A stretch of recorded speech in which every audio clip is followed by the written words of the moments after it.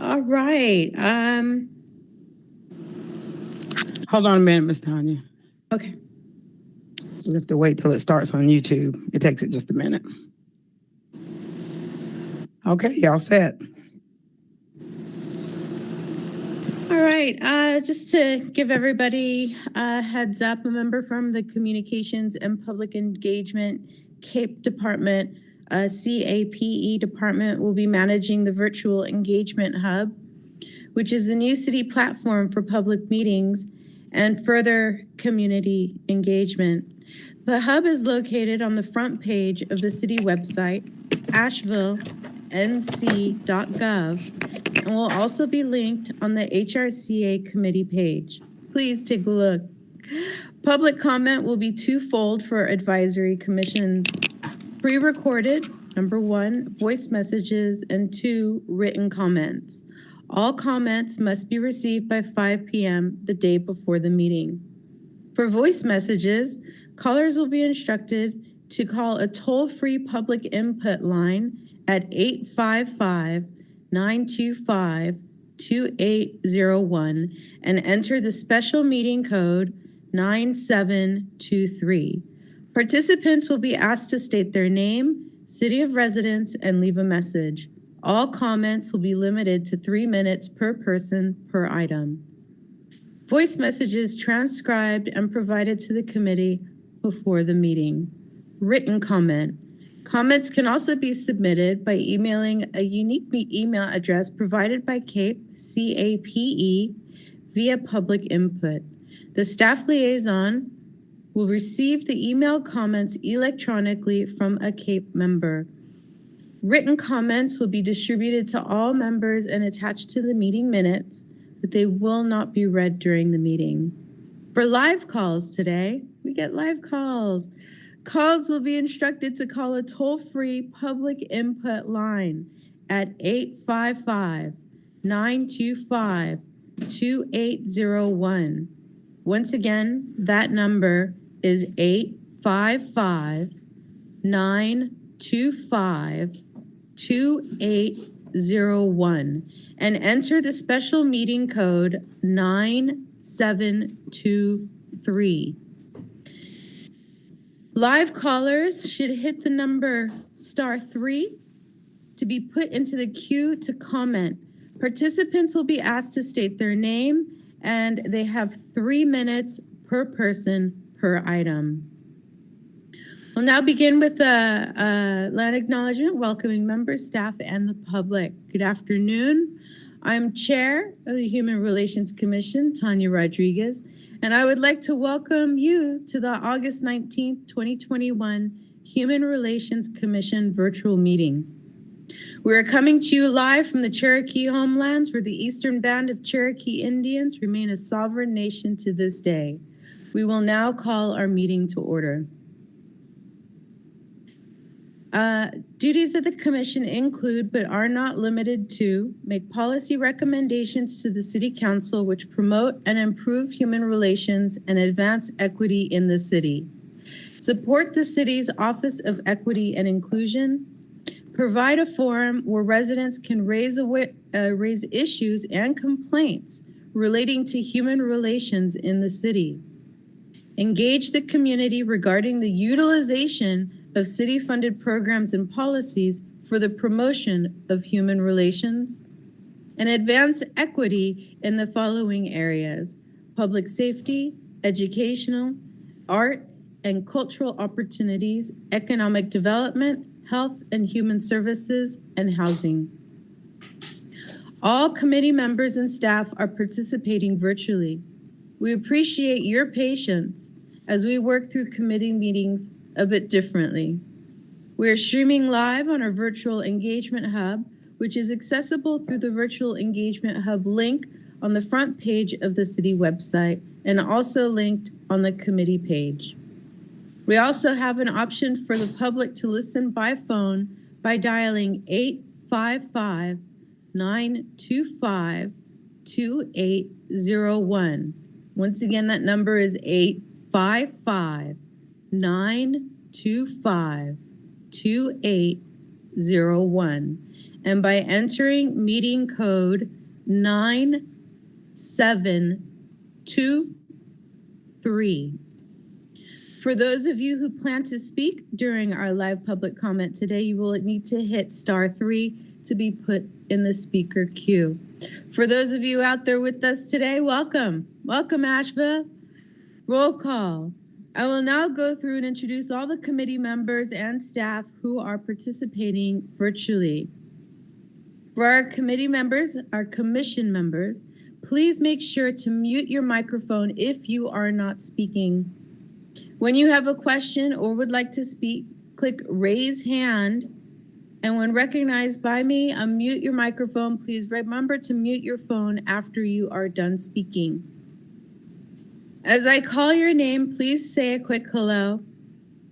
Alfred Green. I don't see Alfred Green here today. Ivan Melchor. Here. Tiffany Double-O. Hello. Tanya. Veronica Coit. Hello. Dolores Venable. Chris Weinbrenner. Here. Susie Chandler. Hello, everyone. Melanie Noyes. Greetings, everyone. Daniel Young. Emma Nicole Worthy. Crystal Michelle Reed. I see Daniel's name on there and some moving around on a camera. Daniel, would you like to announce your presence? Yes, I'm here. Thank you. Additionally, we have City Council Liaison Kim Roney. Also in attendance are our city staff members, Brenda Mills, Brad Branham, and Aaron Miles. Aaron Miles, I believe we would be honored to receive your introduction. Hello, commission members. Thank you for having me. My name is Aaron Miles, and I am an assistant city attorney with the city of Asheville. Aaron, pardon my mispronunciation of your name. It's the first time I've seen it, so thank you for that correction. Aaron. All right. Thank you very much, Aaron. Welcome. To help our audience follow along, I'll state each section of the agenda aloud. Again, I ask committee members to click raise hand on the bottom of the screen and be recognized to speak. Please state your name each time you comment. Just a reminder that the public is listening on the phone and this keeps them up to date on the order of the meeting and who is commenting or speaking. Additionally, our Vice Chair Brandon Oliver, who is not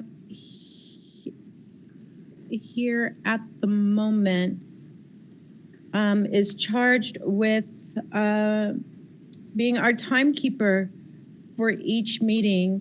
He will signal when the discussion time listed is expired.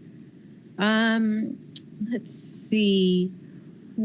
Tiffany, would you like to be our timekeeper today? Sure. So just to be clear, I'm just moving the meeting forward, or am I doing notes? So just keeping us on track. I can do that. Yes. And so we'll, I'll call out the amount of time. Pretty much it's each speaker gets 3 minutes, states their name, 3 minutes, and then we move forward. Awesome. Thank you, Commissioner Double-O. All right, approval for minutes, 5 minutes. Do we have minutes and did everybody review them? Commissioner Noyes.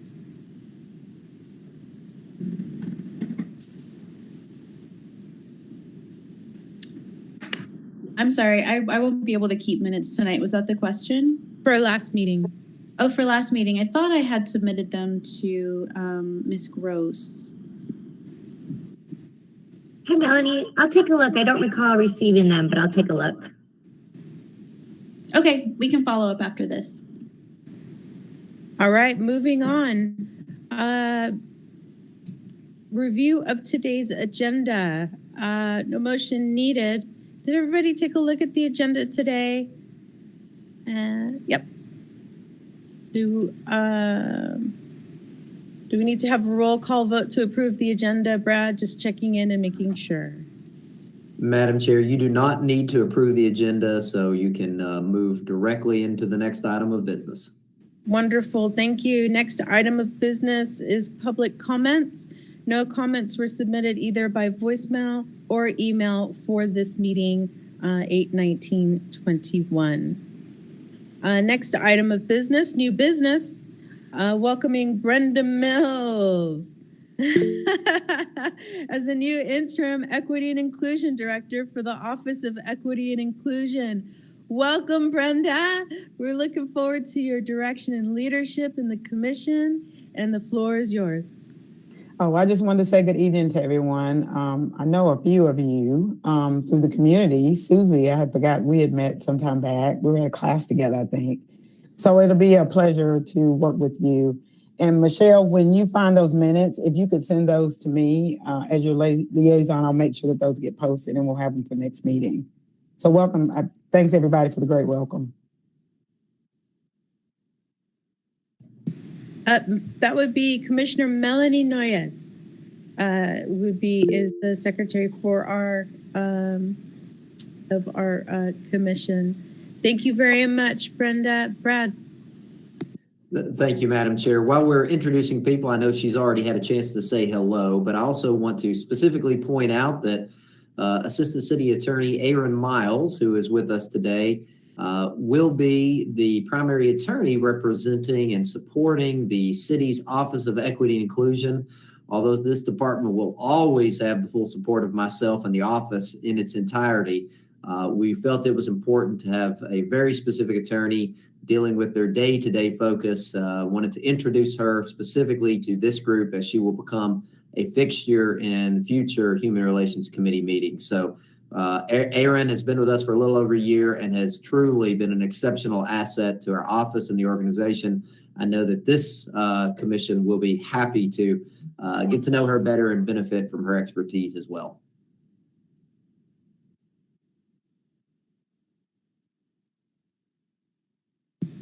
Thank you, Brad. That's absolutely wonderful. We're looking forward to it.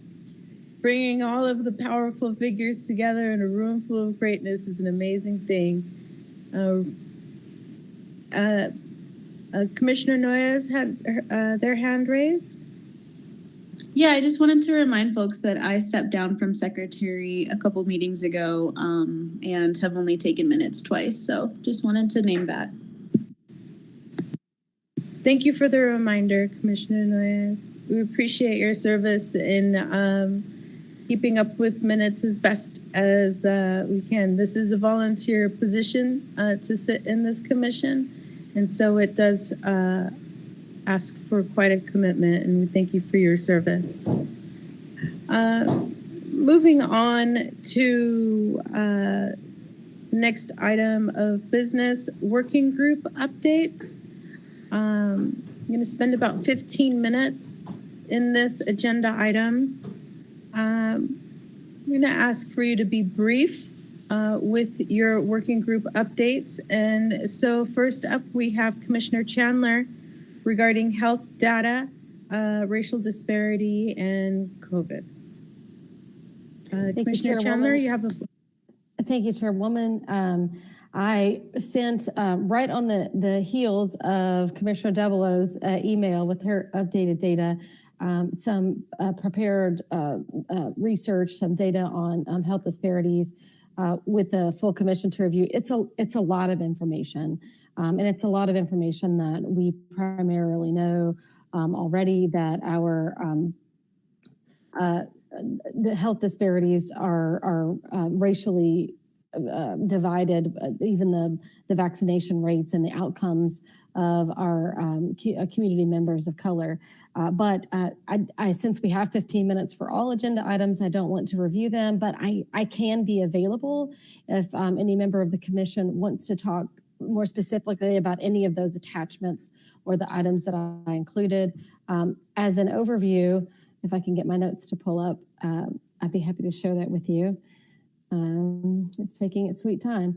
As an overview, the documents that were included were the vaccination rates, including the impacts of COVID on the different communities within our Asheville citizens, and then a third one was health disparity data in general.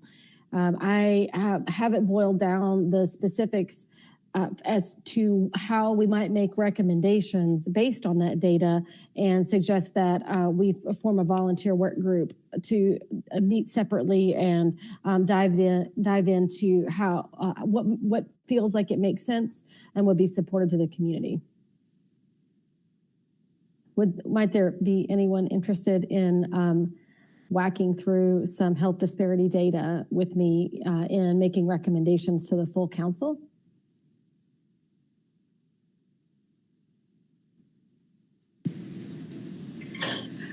I'd be interested in doing that, Commissioner. Thank you, Chairwoman. Thank you. I'd be interested too, just with low maintenance and commitment. Absolutely, absolutely.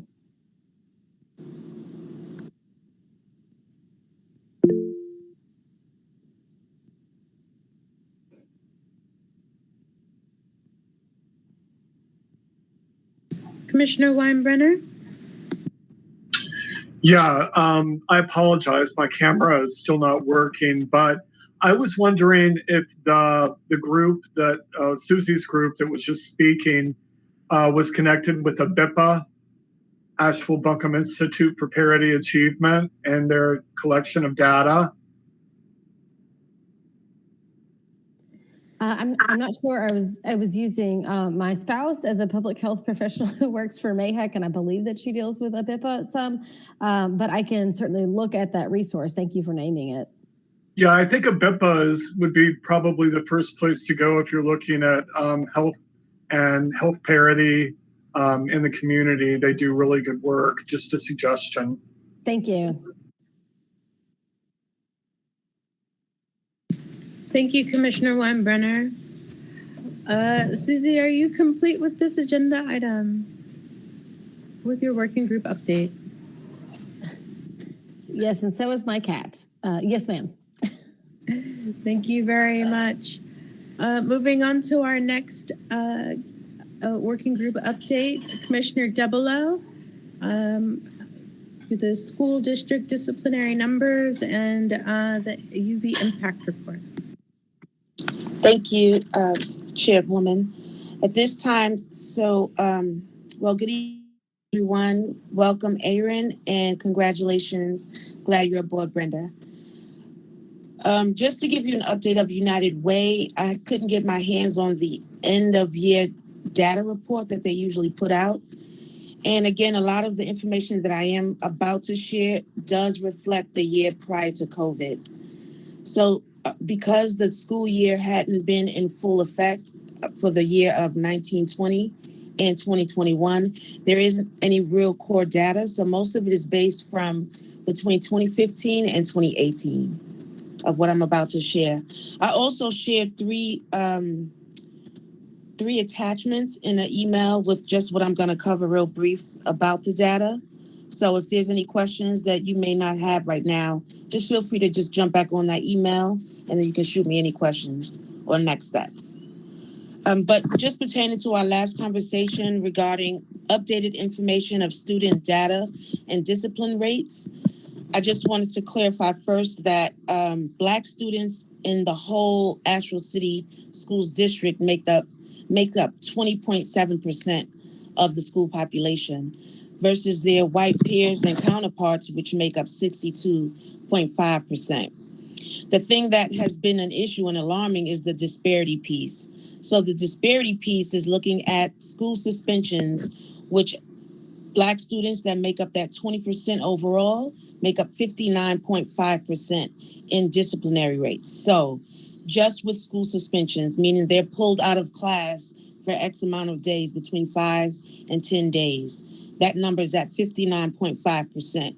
Whereas looking at their white counterparts, that number is at 23%.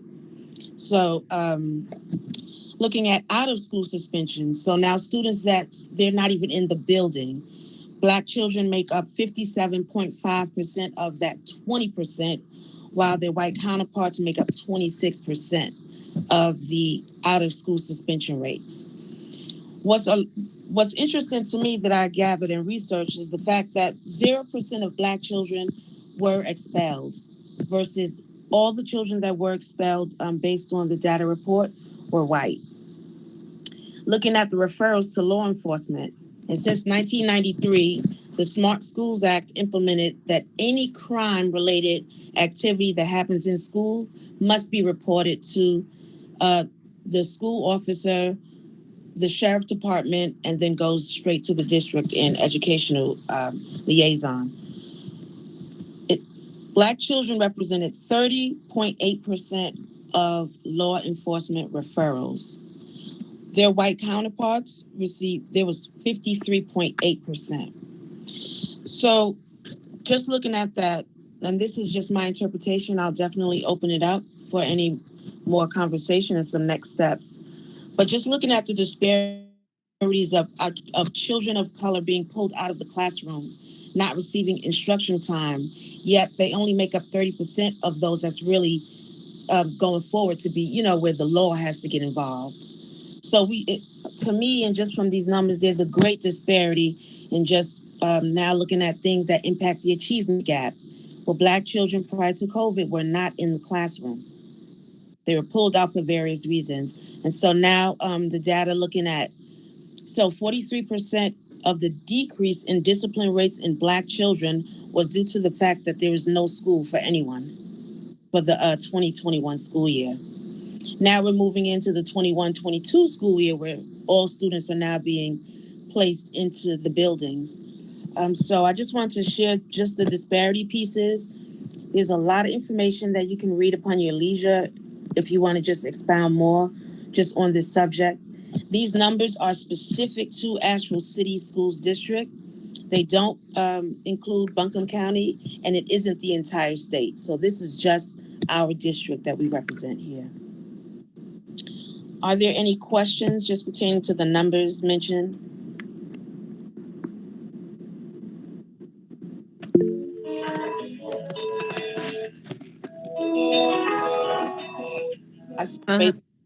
I didn't see who raised their hand first. I'm going to go with Commissioner Young, Councilwoman Rooney.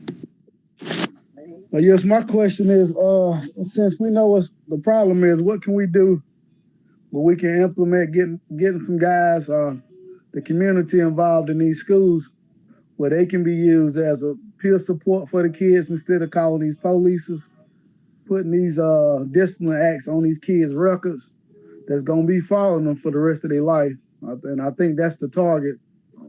And this is basically the pipeline to prison.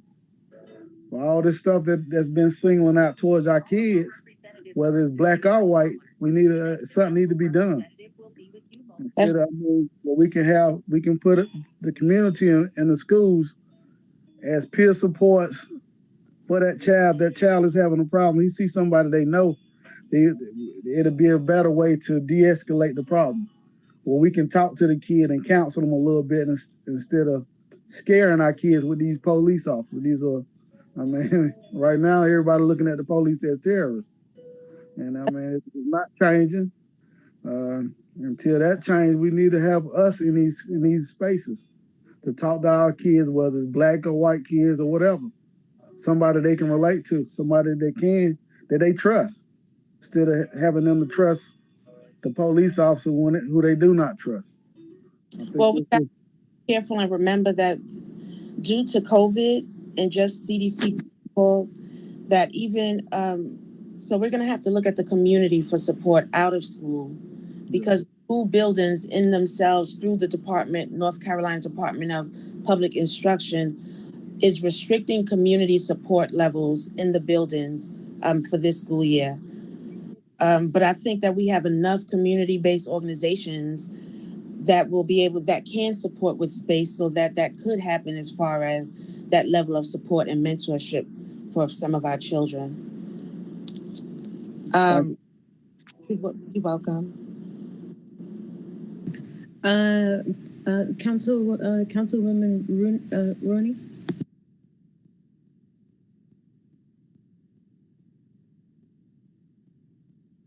You're muted.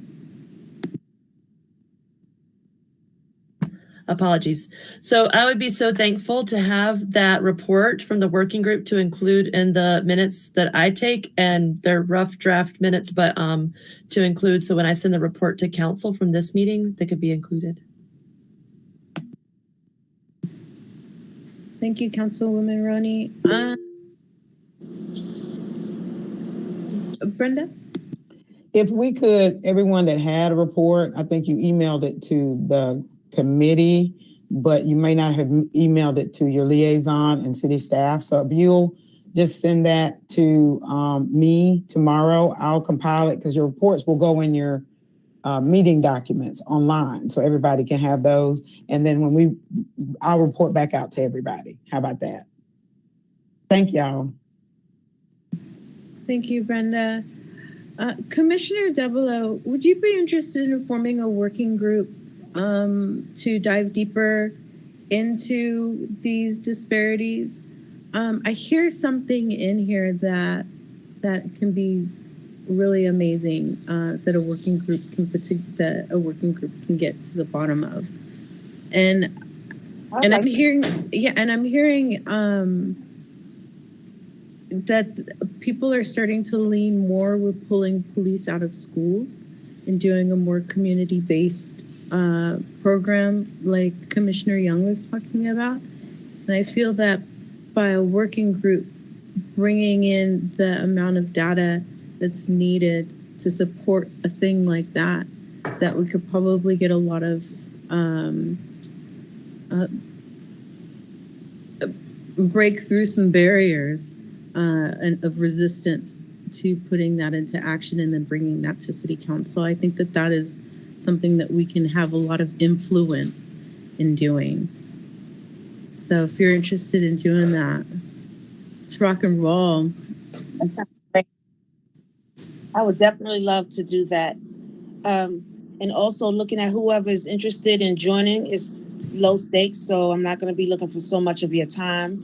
But I think also as a Human Relations Commission joining the movement that's taking place in Asheville.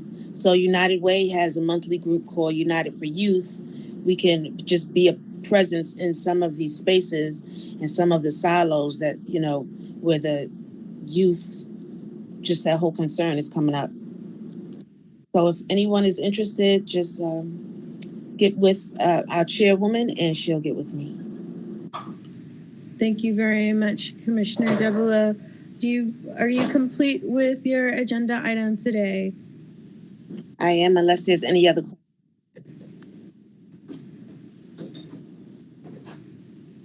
Thank you.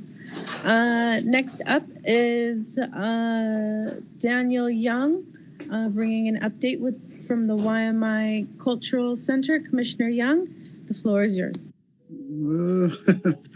The update, we got, I think we got a $500,000 grant fund for the upkeep of the YMI.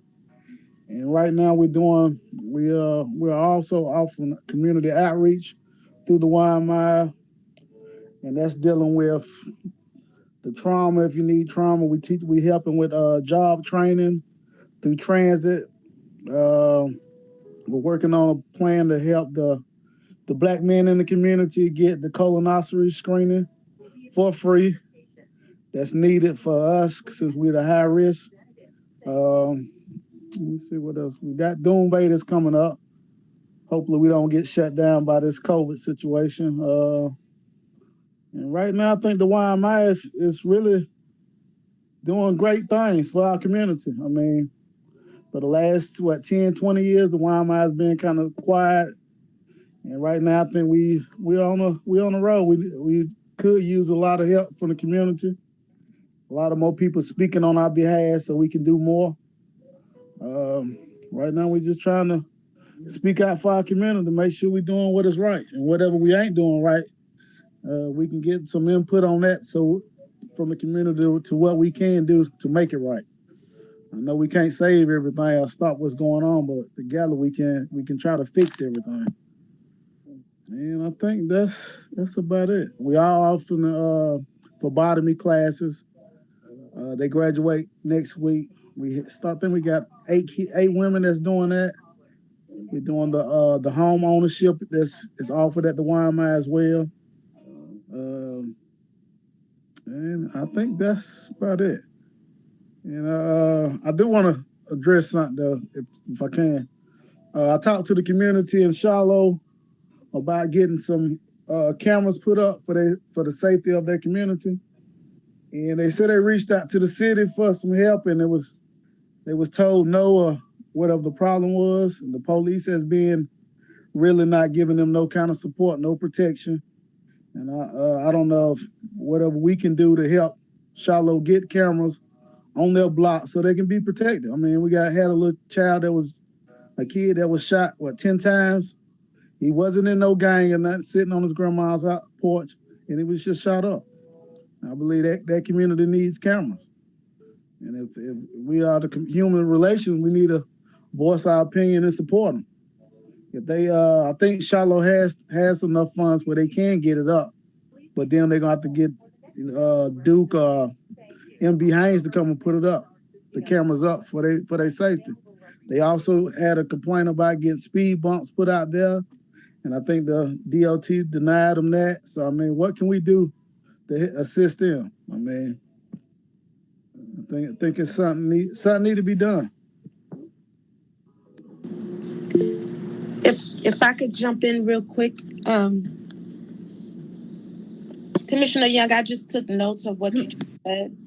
Just as my role tonight as the timekeeper, I didn't want us to jump the gun on the agenda, but I wanted to make sure I captured what you mentioned so that we can continue to move forward on the agenda, but that we can still revisit what you said so that we can have a solid plan to support Shiloh.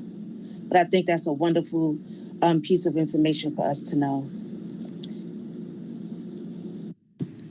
Yeah, thank you, Commissioner Devereaux. That is definitely really important information, and I'd encourage Commissioner Young to make a list for us so that we can bring to Deborah, and then maybe we can figure out what are the most pressing issues we need to address, and then we can form a working group around that and do what we can do to bring these things to City Council to be heard and addressed. Brenda? This is Brenda Mills. Commissioner Young, I would appreciate a conversation with you. I know that the city, through capital projects, is working on the cameras at all the recreation centers. Are you talking about more like in the community, like on the streets, or at the recreation center? No, well, I spoke to them. They said they would like the cameras not just around the center, but like different areas of their community. Okay, and then so let me just give you a call so I can follow up with you. I know that APD Community Engagement attends their neighborhood meetings every month. They are connected with those folks. So did you talk with some of the association members or just members in the community? I talked to some of the members. They're working on a petition to get everybody in the community okay with wanting the cameras up. Okay. And I've asked them to do that first, and then I'm gonna submit it to us, and then maybe we can move forward. Okay. Well, I'll give you a call because we have some other business we need to discuss. Thank you. Thank you, Commissioner Young. Are you complete with your point of business today? Thank you very much. I'm not, but we'll get back at it. Thank you. Yeah, send me an email on whatever we can do, and then, we'll put it together so we can make it happen. Okay. I'm good for it. All right, moving on to the next item of business, staff updates, community concerns and complaints. Did you have anything, has anything come in? It seemed as though that there were no emails regarding this meeting. I know there was on the agenda reparations process project manager. So I believe, Brenda, that you're nodding your head. Brenda, you have the floor. Thank you, Madam Chair. Yes, the RFPs were due August 6th. We have a team of 7 people that reviewed them by August 13th, and we met Tuesday with the city manager. We have chosen a company. I would prefer not to give the name until we finalize the contract, but we should have that finalized by next week, and we'll give you information. So we're excited. We had a unanimous support. The company we chose has done local work. This company was a subcontractor for the disparity study, has worked on minority business stuff, knows the community pretty well, lived in the area for a number of years. So very excited to have them on board. So just not to jinx anything, we're gonna work on getting that contract finished, and we will report back to you as soon as we have something. And there'll be an update too at council about this as well. Thank you, Brenda. Commissioner Devereaux? Thank you for the update. A question came through HRCA a few months ago about the group, and just to see if anyone can represent from HRC with the group in the process. And I don't know, it was just a lot of different things happening prior, so just wanted to see if that can be a possibility. Thank you, Commissioner Devereaux. Yeah, a liaison between the HRCA and the Reparations Commission so that we can support whatever the Reparations Commission is coming in. How can that happen? Is that a possibility? I would ask you to apply. We should be having a process. Once we get the process manager on board, we will be putting together a process. I would ask you to apply. So whatever our process is, we will let you know, the community know. It's half and half neighborhoods, and then the other half will represent the 5 areas that were listed in the RFP. So we'll make sure that you know about that. So if you want to choose a couple of people that might be interested in serving, that would be great. So how do we create a connection or an intersection between the Reparations Commission and the HRCA? So what I would suggest that whoever serves on that, I will be your liaison. So I'll be glad to give you updates. And then whoever is your, who is chosen to serve on that, they can also give an update as well. And then the meetings will all be public, just like yours are now. So you can call in live, you can give live comments, you can send emails. All of that will be the same thing. Yeah.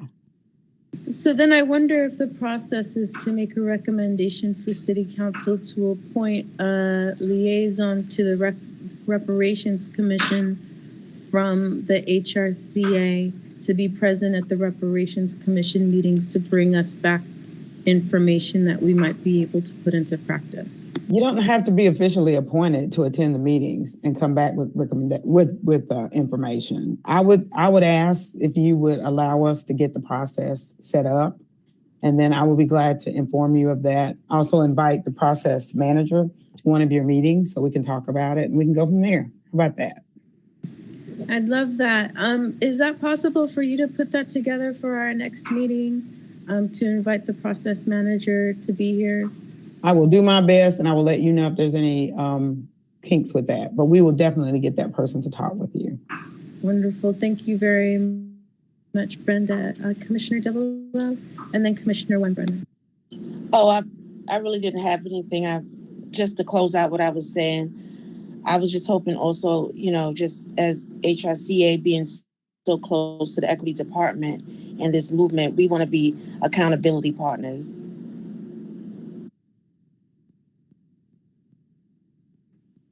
Thank you very much, Commissioner Devereaux. Commissioner Weinbrenner? Yes, I had a question for Ms. Mills. I was wondering if the Racial Justice Coalition was being brought up as a resource as you folks move into this process of developing the Reparations Commission. That's a great question. We will be working with all groups in our community. So as you, as the HRCA, identify groups that maybe I might not know, racial justice is at the top. Black Asheville Demands, all the groups that do any kind of racial equity work are invited, but we're collaborating with everyone. This is a community effort, neighborhoods as well. Thank you. Absolutely, thank you. Thank you, Commissioner Weinbrenner. Thank you, Brenda. Moving on to, are there any further questions regarding the reparations process project manager?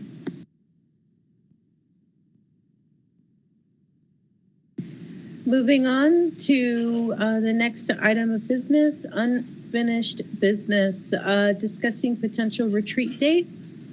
Let's see, we can probably do something. I believe we might have a few new commission members joining our commission over the next few weeks. So maybe it might be interesting opportunity to get everybody on board, maybe by sometime before Halloween, somewhere in October, maybe mid-October, if that's okay.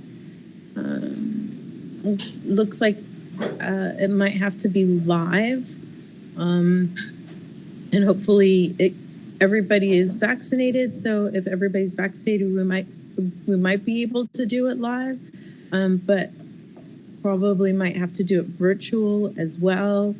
So looking to maybe a ballpark around October, Brenda? I just want some clarity. So you're having an additional meeting beyond your meeting, a retreat beyond your meeting. And right now we are not meeting in person. So that can't happen. It has to be virtual. So I would suggest that if you want to do that, keep your regular meeting date, but start earlier.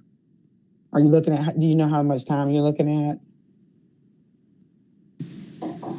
Well, the retreat, we've had one retreat before, and it was a all-day event that everybody went to with different exercises to team build. And so I don't know if we could do that where it would be before the meeting, or it would be another time that we would all take to get together online and maybe do a team build a la Building Bridges style.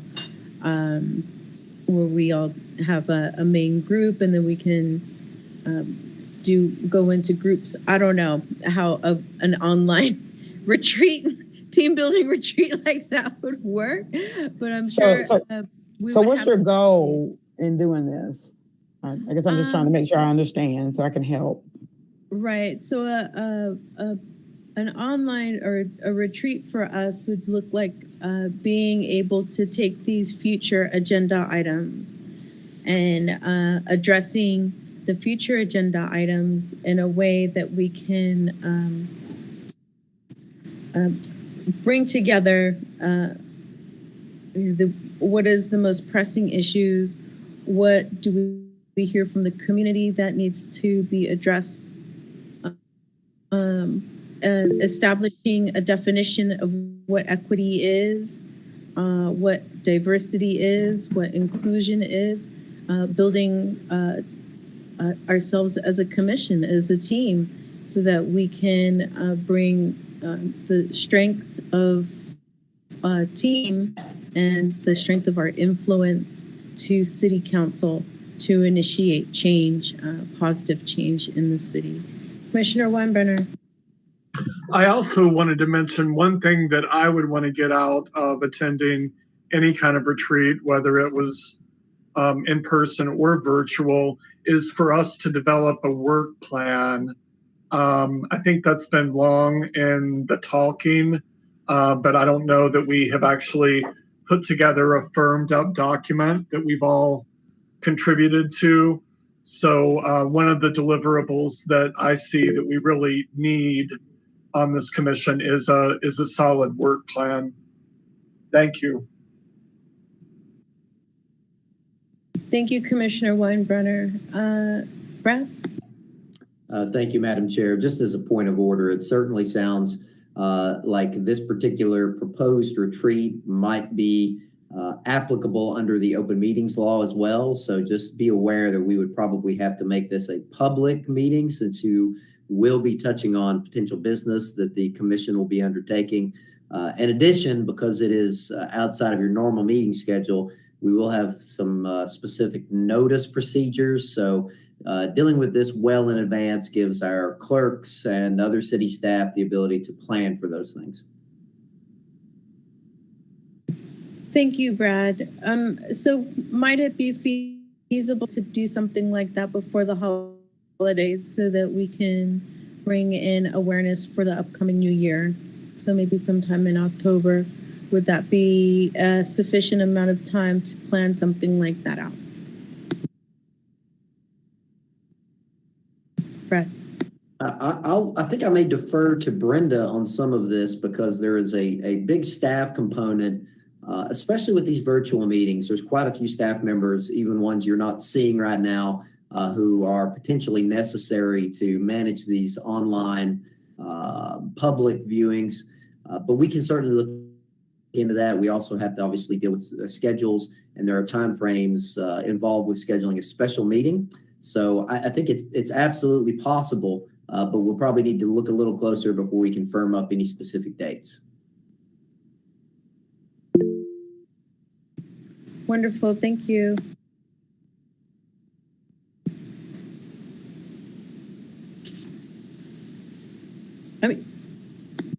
Councilwoman Roney?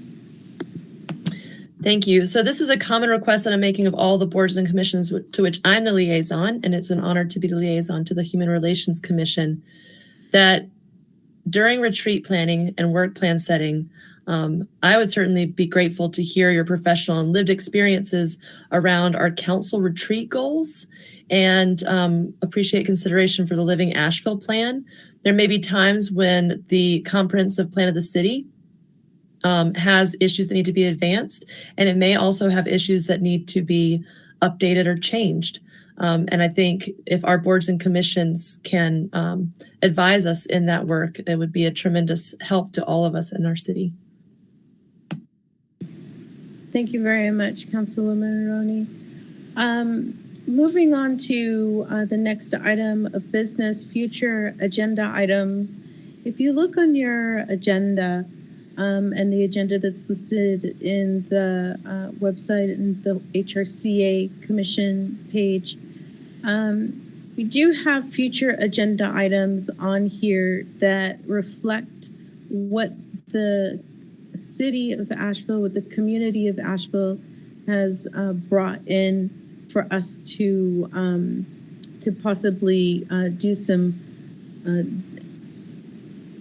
deeper research and data finding on to bring recommendations in. And so if any of these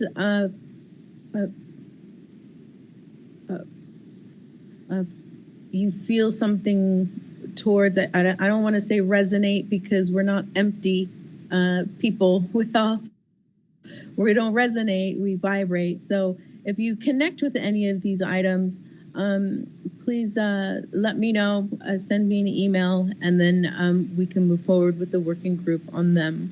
A training process of allocation of minority city contracts. So bringing in the person who does the training for minority city contracts into speak at a commission meeting to give us an idea of what they do, how they do it, and then possibly giving feedback on how to make that better, working together with that person. Training in city mandated equity and inclusion process, what goes into equity and inclusion process for the city? Is equity being used as equity in involving barrier assessments? What is being done to bring in a level of equity to the city that's not equity wrapped in diversity, and making sure that those are being walked in an integral way? Collaboration with city to create a complaint form for residents to the city. Is there a complaint form for residents to the city, and is the complaint form based in equitable process with barriers removed so that people can get their complaints to the city in a way that they'll be heard? Accountability pipeline for complaints process for City of Asheville, for city employees and resident complaints. When those complaints are filed, we can invite an accountability process so that we know where those complaints go. One of the things I hear is I submitted a complaint and nothing happened. So to bring in an accountability process, Aaron?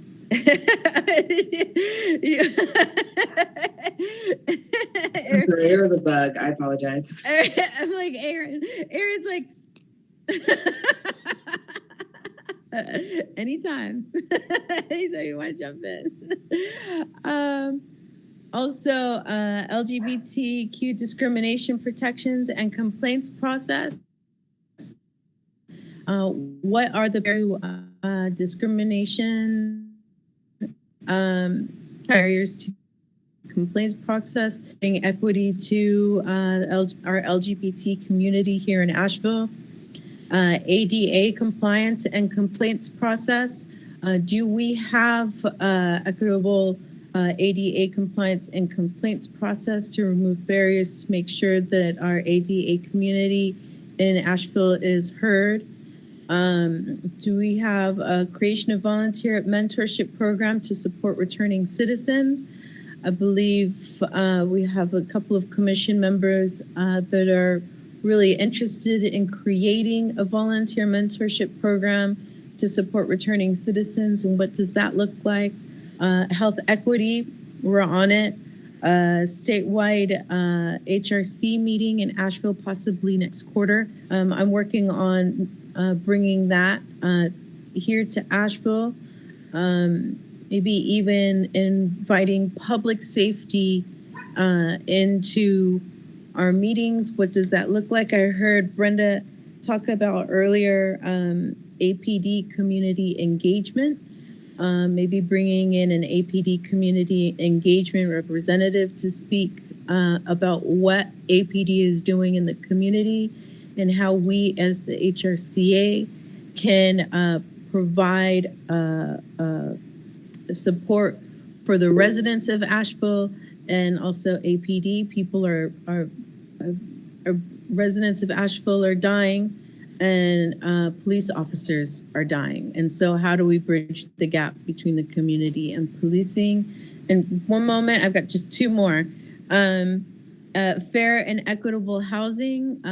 See if we can get somebody on here from housing that can help us bring in fair and equitable housing practices, and also environmental climate concerns, as we brought in a couple of meetings ago to protect the houseless community during the event of inclement weather, from inhumane encampment removal like that happened on February 1st. We want to make sure that our community is safe, and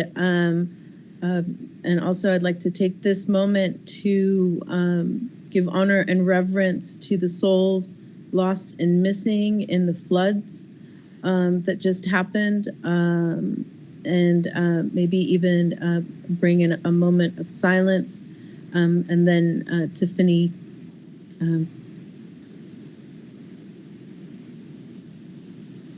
I just had a question pertaining to going back to talking about complaints. So just for clarity's sake, originally we weren't dealing or handling complaints. And so as a commission, what does that look like for us when you mention complaints from community, especially complaints around racism and whiteness in the workplace.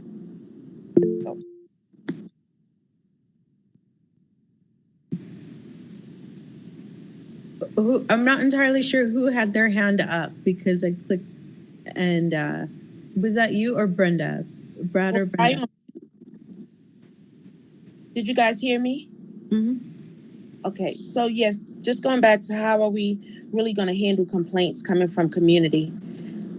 When you mentioned it, I'm just wondering, are we just bringing them in to share their concerns, experiences, and then connect them to someone? Or are we really going to walk them through a process that's going to alleviate what they're actually going through when it comes to reporting on racism and just biases in the workplace? Councilwoman Ronnie, would you like to address that question? I think that's a great question, but we would also need to look at an example of our non-discrimination ordinance and what the process looks like for when someone brings forward a complaint. I am not clear on that, and I wouldn't pretend to be able to make that up on the spot. So I would seek assistance from the city attorney's office and from our new officer of equity inclusion to have a better understanding of what the process looks like, which is totally appropriate for this group if you're the ones that are handling the complaints. Thank you. Oh, thank you. Thank you both, because this is a really important thing that we can bring influence to and break those barriers down to create an environment that does provide the space for people to be heard and things to get handled in a proper way. And there is a process in place where a group of staff members will review the complaint, but I think that this group needs a presentation on it to have a better understanding.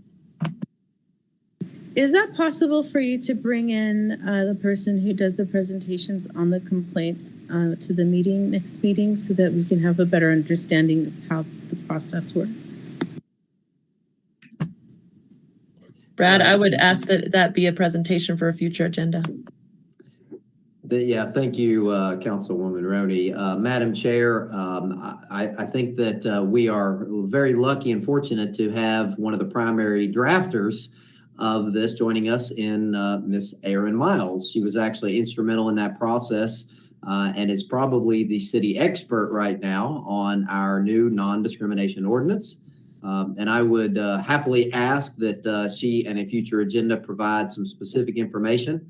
We're proud that we have a brand new implemented ordinance that gives members of the community a very specific process and outlet to issue their complaints regarding discrimination on a variety of factors, whether it be in employment or in public accommodation, as well as a means to redress potential housing discrimination.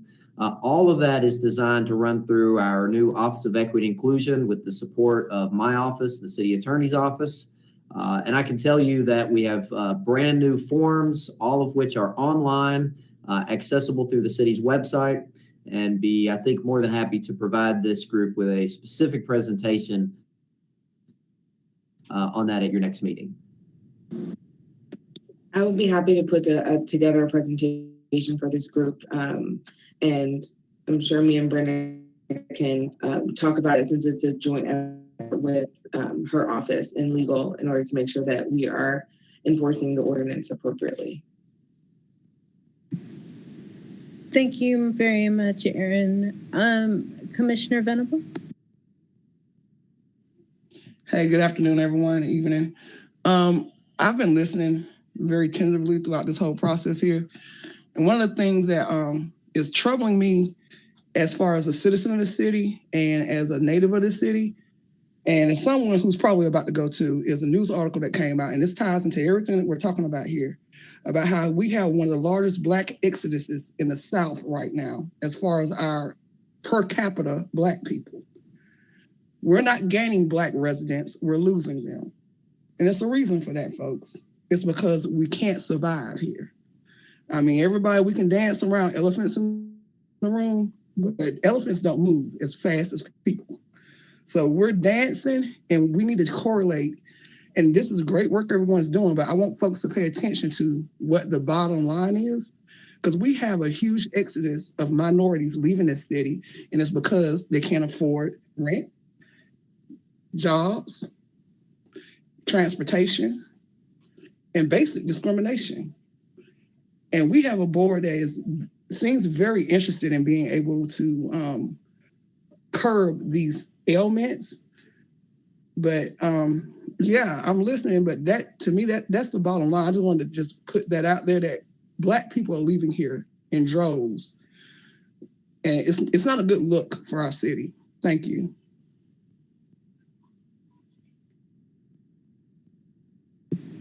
Thank you, Commissioner Venable. That I read that article, and it's striking, what the census has revealed for this area. And I'd really be, I think that you have a wonderful and unique perspective, and I'd love for you to form a working group to get down to the bottom of that and to form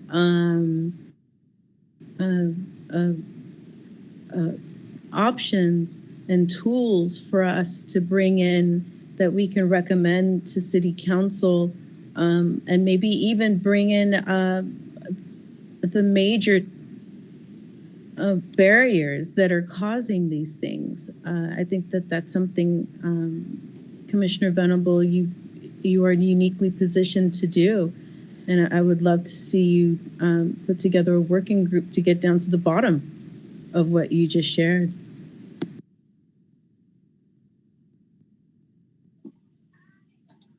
I would be interested in doing a working group, but I'm gonna tell you one of the reasons why I'm very hesitant to do things like that is because you're in a certain demographic and you're already in a position where you have to be self-made here, because when you do certain things and you have the color and the anatomy that I have, you get castigated into certain parts of society to where you get blackballed, ostracized, and you have to be kind of witty about how you navigate things.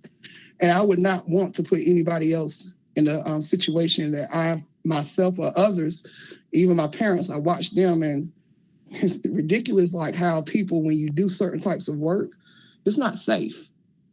And when and once that work gets done, it didn't change the dynamic here. I mean, I hope people kind of understand what I'm saying.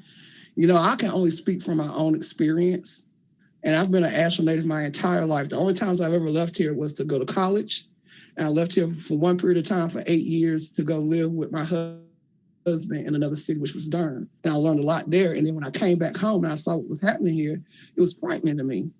And especially during COVID, I have watched disparities go completely off the radar. And it's getting worse, from school children to housing to all of these determinants, which are health determinants. These are things that the CDC even sees as diseases within communities. And it's very frightening. And I don't think, and thank you, Chairwoman Rodriguez. I think it's more than a working group. And like I said, I'd be interested in doing a working group, but I think this is something that is going to take our whole board to be deliberate about instead of a group. Does that make sense to anyone? Maybe, I don't know. Thank you, Commissioner Venable. And good points. And social justice work is dangerous. I mean, people put targets on their backs just for speaking out against these issues. And you're right, you know? And sometimes, and I think we had a really good example of a working group of one today. When everybody brought in their working group reports, and there were working groups of one. Everybody was a working group of one that brought in their working group reports.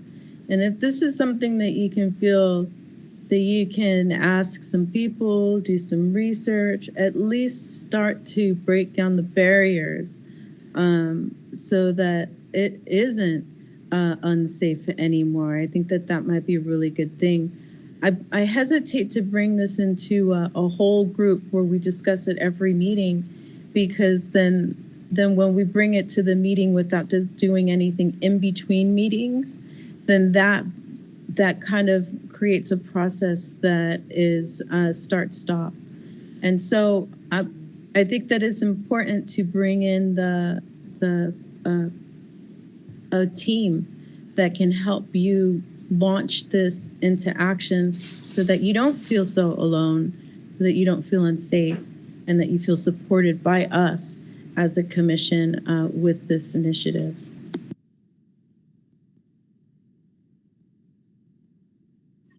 Thank you. I'll take that under consideration, Chairwoman. Thank you, Commissioner Venable. Next point of, do you feel complete?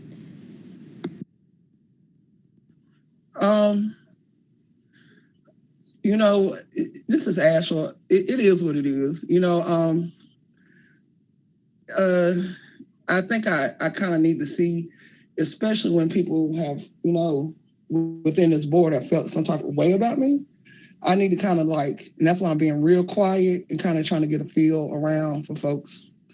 Just like people had to give me a chance, I'm trying to give people a chance to see if this is something that is tangible for this board.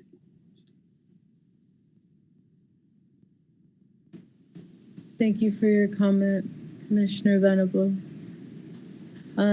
Next point of business is our community announcements. Are there any community announcements that we can bring towards the Greater Collective of Asheville and those listening and watching this meeting?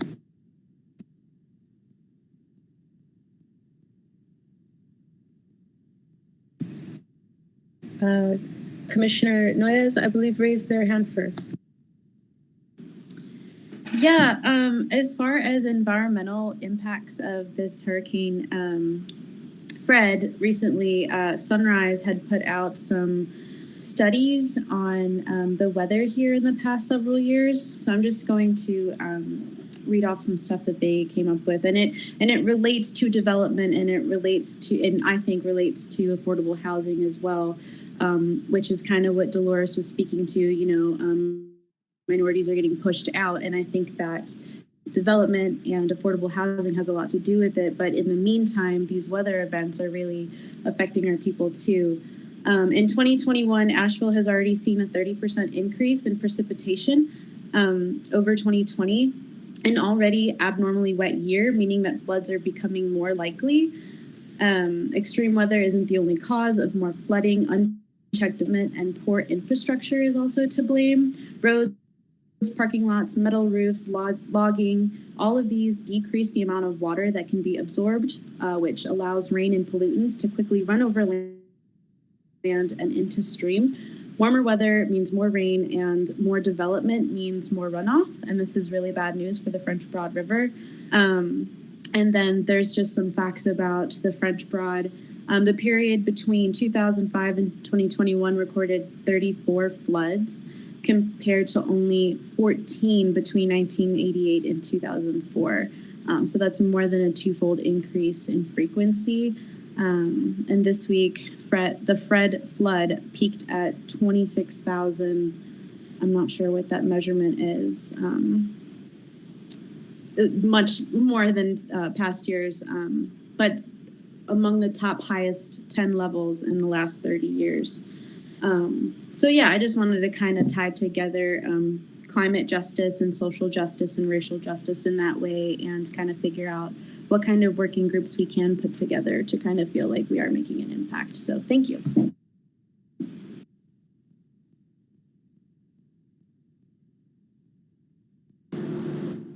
Can I just add something to that, please? Yeah. Okay, go ahead.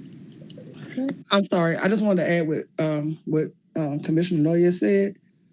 One of the things that I have personally witnessed is the before there was an exodus of Black people out of this area completely, as far as people leaving Western North Carolina to other places, Black folks, minorities especially, was before that there was an intentional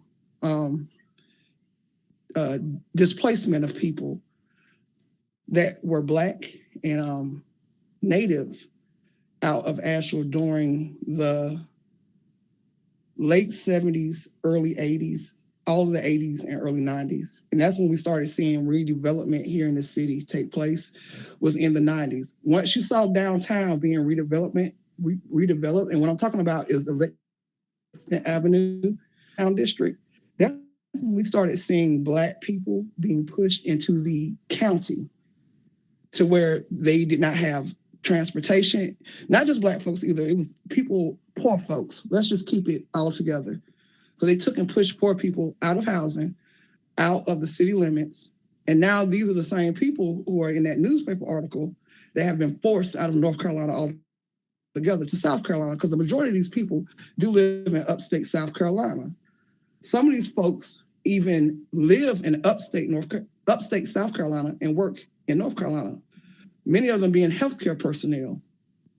And the only reason why I know this is because I work in the healthcare industry. And for folks like us, house here, but it's cheaper to go buy a house down the street in South Carolina and get North Carolina's pay rates, because South Carolina doesn't pay healthcare workers the way that North Carolina does. So these are the exoduses that we're seeing here.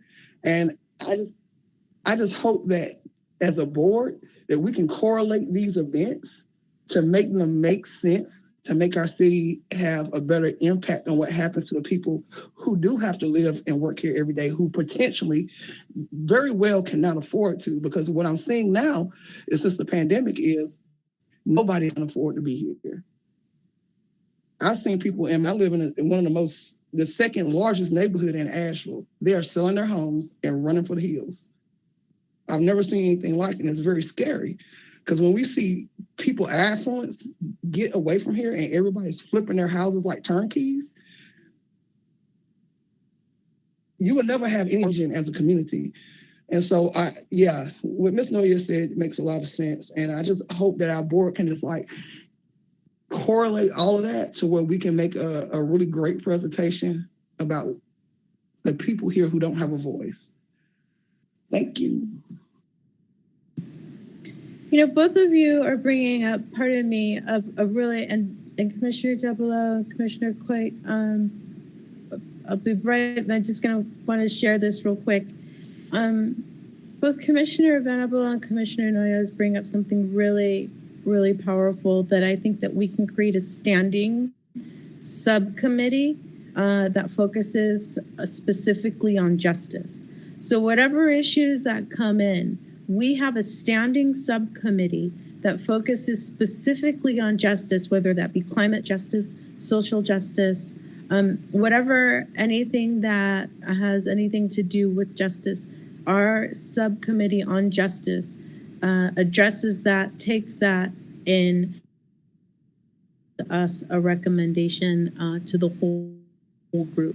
And in that way, we can have this space and use it efficiently. So whatever that subcommittee brings in, finds out, gets to the bottom of, we can put onto the agenda, and we can move the meeting in an efficient way, while also making sure that things happen, people are heard, and City Council has new agenda items on their list. And I will personally, Councilwoman Roney and I spoke earlier that I will personally bring these items to City Council to make sure that they are heard, and so that we can bring in what we do to City Council in a way that's efficient and make sure that what we do here doesn't kind of go off into the ethers and we wonder what happens to it. So Commissioner Debelow, maybe we could work that out in our retreat. That was well said, everyone. Just to add to it, I just want to remind us to be collaborative and remember the organizations that's been doing the work thus far, and that we want to collaborate with those organizations so that we don't have burnout on ourselves, and that we're really maximizing on what's happening around the city. But I definitely love to be a part of that conversation. My update was just a community update, just putting a call out there for any volunteers interested in supporting and helping with Goombay. We already have quite a few volunteers in UNCA's Black Student Association, but there's still a call for volunteers. So anyone in your personal circles or your professional places who's interested in just kind of doing something, the dates are September 3rd to the 5th. So that's that Friday to Sunday for Goombay. So just putting a call out there for volunteers. Thank you, Commissioner Davila. Commissioner Coy? Good evening, everyone. I have a letter that I'd like to read. Since its inception, the HRCA has done little, if anything, to change policy within the city of Asheville. It is my firm belief that this committee was created as a distraction in an attempt to silence the real change that is vital to survival and to make complacency appear as progress. Thinly veiled window dressing for the insincere actions of city council. The phrase change takes time is an overused excuse for the continued systems of patriarchal, ableist, white supremacist structures to remain unchanged and benefit the select few. This committee has been given no real opportunity to actually complete its objectives. I believe most of the people who joined the HRCA, like myself, once believed that this committee could encourage change within the policies of the city of Asheville. But I believe that vision was purposely stifled by refusal to acknowledge intersectionality. I believe the loss of the department heads for the Equity and Inclusion Department shows evidence of this as well. The fact that both leaders of that department chose to leave under the circumstances in which they did speaks to the true nature of both city council and city staff real desire to change for the better. Very simply, Asheville city government doesn't care about equity or inclusion in any way that matters. Despite the very obvious performative allyship of approving both reparations and the anti-LGBTQIA discrimination ordinance, both of those done without so much as encouragement from this committee or any attempt to help those measures become more than paper tigers. Meanwhile, this committee can barely agree on recommending council reverse previous ordinances that take aim squarely on our unhoused neighbors and the criminalization of poverty, which is clear and in direct opposition of equity and inclusion, and can barely be bothered to show support for another council committee and their recommendation on removing the symbol of white supremacy in the center of the city. I have come to further my awareness that all government as it stands has lost sight of its intended purpose in serving the people. As evidence of this, the career politician and special interest money clearly wielding more power than the health and safety of our citizens. We see this on a local scale with the refusal to ever alter the status quo despite all reason and logic pointing towards the need for change, and with blatant favoritism and special privileges given to developers and hoteliers. I thank you all for your time. I thank you for this opportunity. As effective immediately, I'm resigning from the HRCA.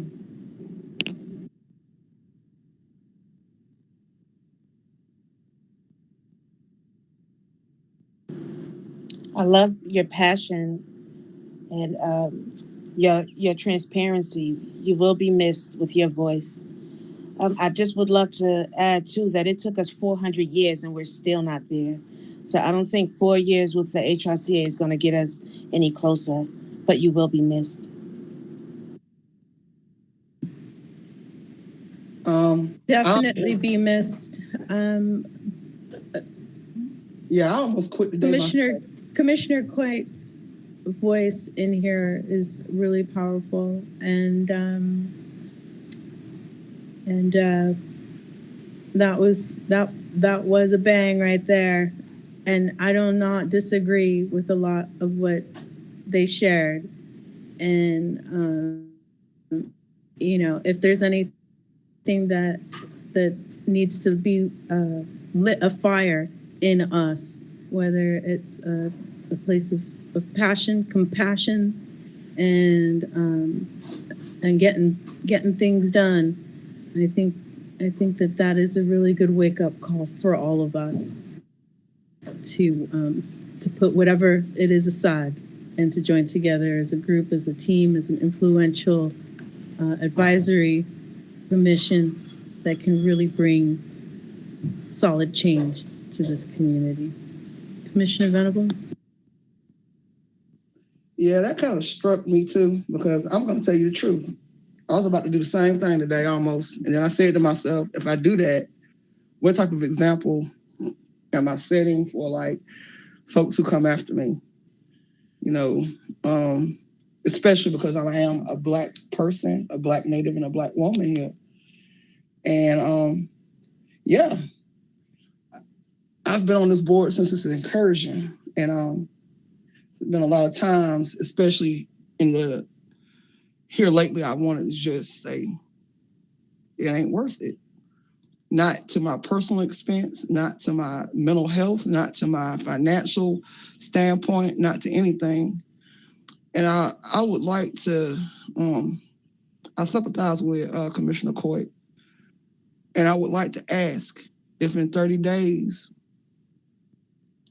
do you think if we as a board could speak with you individually, that it would change how you felt about that? Because what I do notice is, and I think this board is made of a lot of people with broken hearts.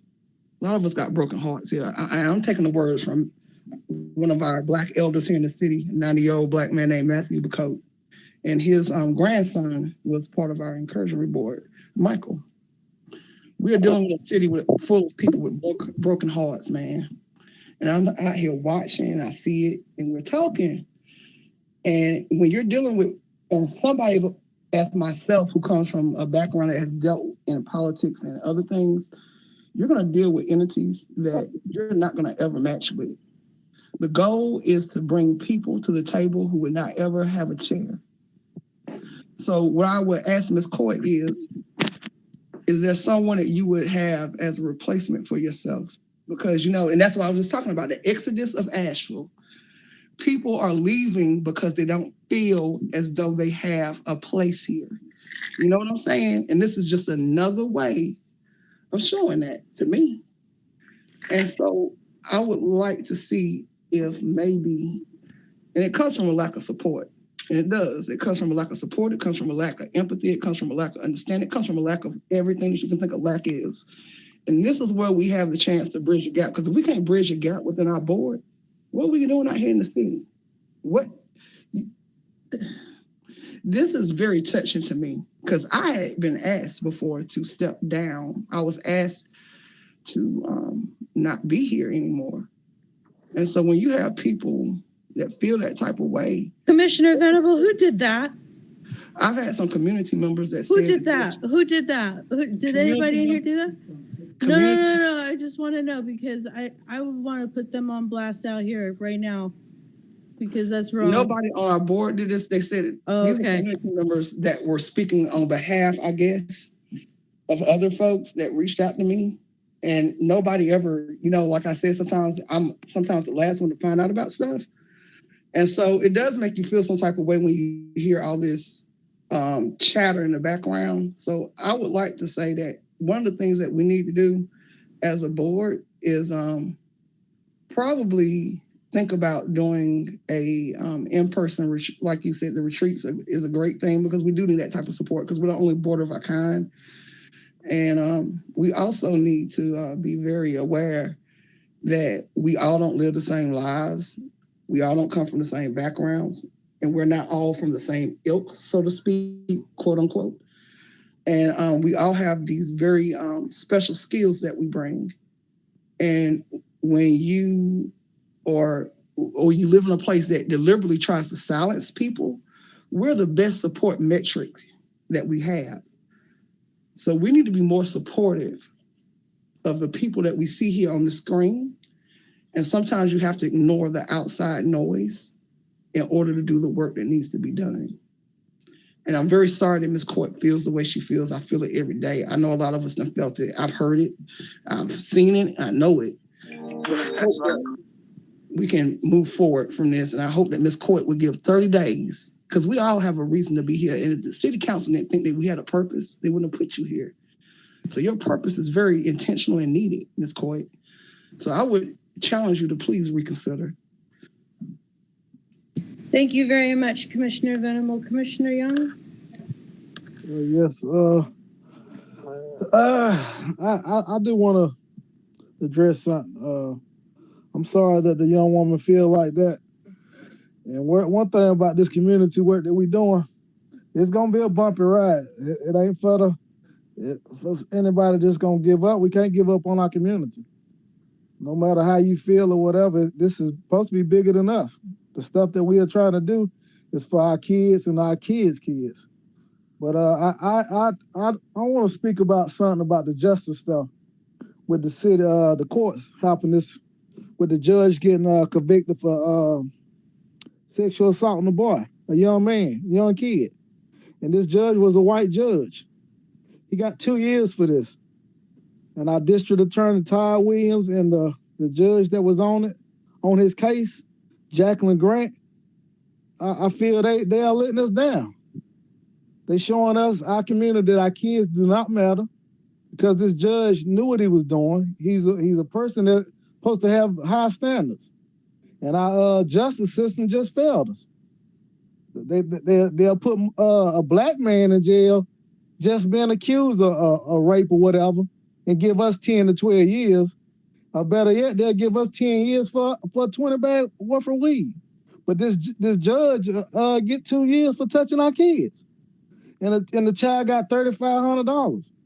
This child is gonna be emotionally messed up for the rest of his life for what this judge did. And this judge, he's benefiting off being a white guy, having his opportunities.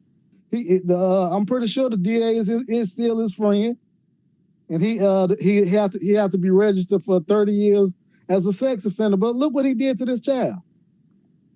Why didn't Todd Williams, or why is not the community in outrage about this? We just trying to hide this. We got people in these courtrooms and stuff allowing this stuff to go on. Todd Williams, he needs to go. Everybody in that courtroom needs to be removed. We got 15 months to vote on everything that's going wrong in our community. That's what the city council members, if they're not doing their job, we need them removed. The judges, we need them removed. I mean, this right here, this is bad. I got 4 kids. I mean, do you just think what would you do if that was your child? 2 years, this judge gonna be free to do this again, because he's not gonna be rehabilitated in prison. He should be in there for the rest of his life. 2 years for what he did to this child. And this Todd Williams, come on. We got rid of Ron Moore. We just got another snake in there. The same guy, just a different name. And I mean, this judge who let him off the hook, I wonder was Todd Williams holding her hands back, making her do it, his work. What can we do about this? Because this is bad. Our reality is messed up. We're showing our kids that they don't matter. The school system's failing us, and the courtrooms is failing us in Asheville. We got a two-way justice, one for the white folks and one for the black folks. And the one for the black folks is continue taking us men from our kids for being fathers, being a voice in our community. Then when we do come back out, guess what? Our kids are grown. They don't know us. We don't know how to get back in the community as being productive. I mean, Brad or Aaron, what can y'all say about this? I mean, y'all up there in the courthouse. Why haven't y'all as a group spoke out about this? I mean, I know your job might be in the holes or whatever you can and can't say, but me as a father, I think this is wrong and that something needs to be done. I mean, that child gonna have to be dealing with this for his whole life, the rest of his life. 2 years for what this judge did. Come on. The preacher's not speaking out about this stuff. And this stuff back when Martin Luther King and Malcolm X and everybody, civil rights leaders were speaking out about. Now our church is not even doing it. But our churches are steady getting money, I guess, from the government or whatever, from the city to be hushed about situations like this. The community didn't say nothing about this young man getting shot. I mean, come on. Something has to be done. Us being in this situation right now, in this space, That's our job, to speak out about what's going on, but not just speak out about it. We need something to be done. I'm sorry. That's it. Brad, Thank can you. y'all speak about this? Or, I mean, what's y'all thoughts about this? What can be done? Thank you, Commissioner Young. Commissioner Young, I want to say I appreciate your passion. This is something that can only be described as a horrific event. We absolutely share your condemnation of the actions of this particular individual. Generally speaking, we try to maintain our independence from commenting on the actions of individual judges or the justice system so that we can provide an unbiased opinion and service to the city as attorneys for this particular local government. But certainly am always happy to hear members of the public such as yourself who have strong opinions about what's going on and can share that publicly in this forum. Thank you very much, Brad. Whew. Wow, thank you all for showing up and the truth that has been revealed tonight. I know that we are doing our best with what we can right now, and like Commissioner Debelow shared, for some it was 400 years, for another that's here 600. So yeah, this stuff has been around for a long time. You know, some people's indigeneity started in the 1600s, and some people's indigeneity started, 5,000 years ago, which is really important to bring in, 10,000 years ago. So, what I'd like to leave with us and the community tonight is a commitment from the HRCA that we will do the best that we can with what we got, being an advisory commission, a volunteer board, in service to the community of Asheville, to make sure that the community of Asheville is heard, honored, witnessed, and we will join together to make sure that things get in the most in the possible way that we can make things happen. We gotta look into removing these barriers. We gotta look into removing what is preventing these things from getting done, and we gotta look into that are invested in it, not only in this commission and outside of this commission, and things not getting done. And so and bring awareness to that too, because that is a barrier in and of itself. And so once we get through that, and it'll take some time, and so that's something that is a journey for all of us to do. It is time. It's 7:00. Thank you very much for being here. Thank you, Brenda. Thank you, Brad. Thank you, Aaron. Welcome. Thank you, Councilwoman Roney.